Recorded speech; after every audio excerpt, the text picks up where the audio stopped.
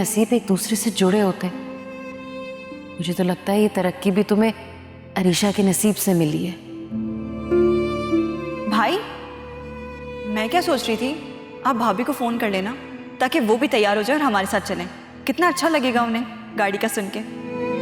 कितना चेहरा उतरा हुआ था उसका, बहुत परेशान लग रही थी वो। मुझे तो लगता है वो आना चाहती है वापस, लेकिन शायद तुम्हारी कॉल का इंतजार कर रही हो।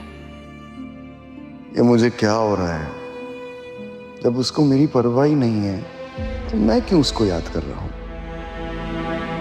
मैं बिला वजह अम्मी और जायशा से उलझ पड़ा। बेचारी मेरी वजह से हर्ट हुई। मुझे उनसे सॉरी करना चाहिए।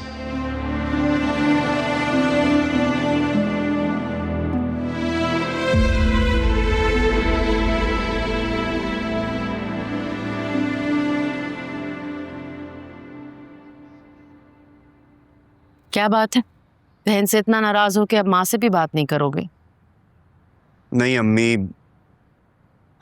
मैं नाराज नहीं हूँ। इनफैक्ट मैं तो आप दोनों से माफी मांगने के लिए आने वाला था। लेकिन मुझे एक बात समझ नहीं आती अम्मी, जब अरीशा को हमारी कोई फिक्र ही नहीं है तो आप दोनों क्यों उसको याद करती रहती है? क्यों फिक्र करती है उसकी इतनी? तुम कैसे कह सकते हो कि उसे तुम्हारी फिक्र नहीं है?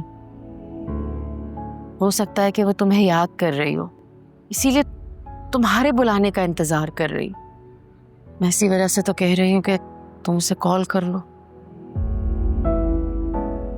मैं जानती हूँ कि तुम अरसलान की वजह से गुस्से में हो, और होना भी चाहिए, लेकिन बेटा तुम्हें अपनी कामयाबी के बारे में हामिद भाई और अरीशा को जरूर बताना चाहिए। नहीं अम्मी,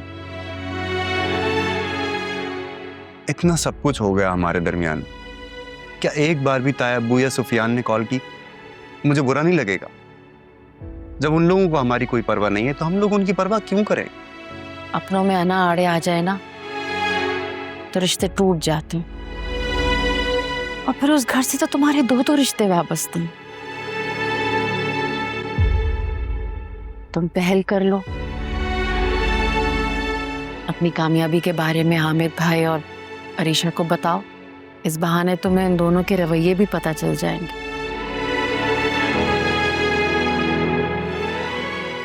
पहले अरीशा को कॉल मिलाओ, हामिद भाई से बाद में बात कर लो। अरीशा को पहले क्यों? बीवी है वो तुम्हारी, और बीवी का हक तो सबसे पहले होता है ना। चलो शाबाश, कॉल मिलाओ अरीशा को, मिला लो कॉल, उससे बात करो।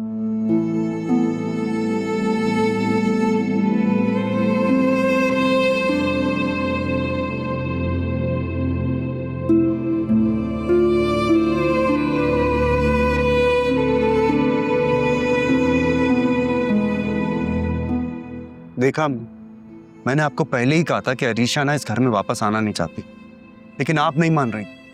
अब आ गया यकीन आपको, देख लिया आपने खुद। बिला वजह मैंने कॉल करके अपनी बेइज्जती करवाई। नहीं, मुझे ना आप किसी से कोई वास्ता नहीं रखना है। ताया अब्बू रहते ना, उनको मैं कॉल कर लूंगा बाद में। अच्छा चलो ठीक है, आज तुम्हारे लिए इतना बड़ा दिन है, अपना मूड मत खराब करो। मैं आयशा को कहती हूँ वो तैयार हो जाए, फिर हम लोग कहीं बाहर चलते हैं।